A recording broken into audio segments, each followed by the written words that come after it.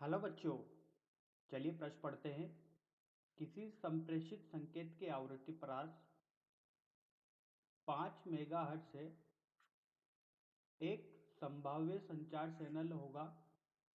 चार विकल्प दिए गए हैं। पहला है समाक्षीय केबल, दूसरा है चालक तारों का युग, तीसरा है प्रकाश तंतु, चौथा वायुमंडल। चलिए प्रश्न के लिए मुख्य अवधारणा पर प्रकाश डालते हैं। मुख्य अवधारणा देखिए बच्चों, जो यहाँ पर आपन का रेडियो प्रसारण होता है वो रेडियो तरंगों द्वारा संचालित किया जाता है। रेडियो तरंगे एक विद्युत चुम्बकीय तरंगे होती है। इन विद्युत चुम्बकीय तरंगों की आवृत्ति, आयाम और तरंग दैर्ध्य होती है। इन्हीं के आधार पर अपन इनका क्या करते हैं, प्रयोग करते हैं। अगर अपन को अपनी पृथ्वी की सतह से किसी टावर से कोई सिग्नल प्रेषित करना है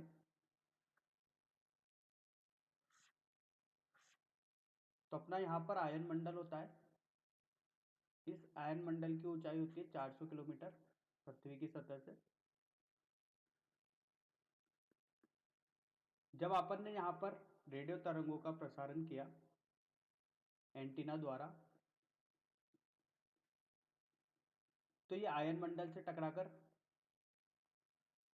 आयन मंडल में होता क्या है, इलेक्ट्रॉन तथा धनावेशित कण होते हैं। क्योंकि सूर्य से आने वाली पराबैंगनी किरणों द्वारा ये अवशोषित कर लिया जाता है, जिसकी वजह से ये आयनित हो जाता है, जैसा कि नाम से समझ में आ रहा है आयन मंडल। जब यहाँ पर रेडियो तरंगों का प्रसारण किया जाता है तो इलेक्ट्रॉन घनत्व के कारण बढ़ने या घटने के कारण ये रेडियो तरंग पुनः पृथ्वी पर संचरित हो जाती है या इसका परावर्तन हो जाता है। तो इस तरीके से अगर प्रेक्षी और ग्राही के बीच में बहुत अधिक दूरी हो और सिग्नल का या तरंग का संचरण करना हो तो यहाँ पर एक माध्यम आयन मंडल का उपयोग करके आपन तरंग संचरण संभव कर सकते हैं। ये कहलाता है अपन का व्योम तरंग संचरण। व्योम तरंग संचरण कहलाता है। इसके लिए कुछ आवृत्ति की परास निश्चित होती है। इससे अधिक आवृत्ति पे रेडियो तरंग या आयन मंडल को भेद कर आगे चली जाती है, वह पुनः वापस पृथ्वी पर लौट नहीं पाती। 3 मेगाहर्ट्ज से लेकर 30 मेगाहर्ट्ज तक की अगर आवृत्ति परास है तो इस तरह व्योम तरंग संचरण संभव हो सकता है। इससे अधिक आवृत्ति का तरंग संचरण संभव नहीं हो सकता, क्योंकि आयन मंडल को भेद के आगे निकल जाएगी। तो चलिए बच्चों, प्रश्न के मुख्य हल पे चलते हैं और देखते हैं सही उत्तर क्या है।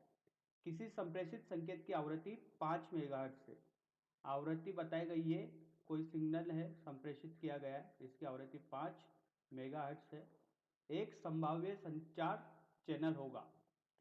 तो देखिए समाक्षी केबल ये नहीं हो सकता, क्योंकि इसकी आवृत्ति बहुत कम होती है। चालक तारों का युग्मन ये भी नहीं हो सकता। प्रकाशिक तंतु, इसकी 1 टेराहर्ट्ज से लेकर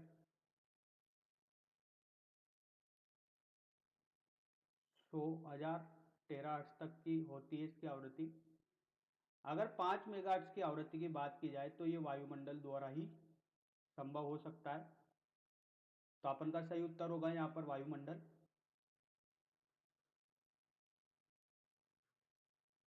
वायुमंडल। बच्चों आशा करता हूं आपको यह हल समझ में आया होगा।